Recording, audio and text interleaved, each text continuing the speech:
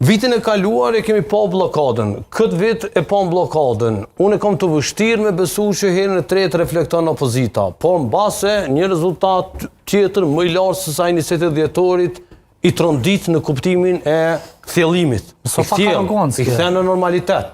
Mbase një rezultat më i lartë se sa rezultati i 20 dhjetorit e kthjell opozitën. Zoti Sadiki, unë kam besuar se arrogancë kjo për jo për pesë. Këtë kohë që dyra kanë thënë më unë kam besuar që rezultati i zgjedhjeve 20 dhjetorit e ka kthjell opozitën dhe opozita do të reflektojë.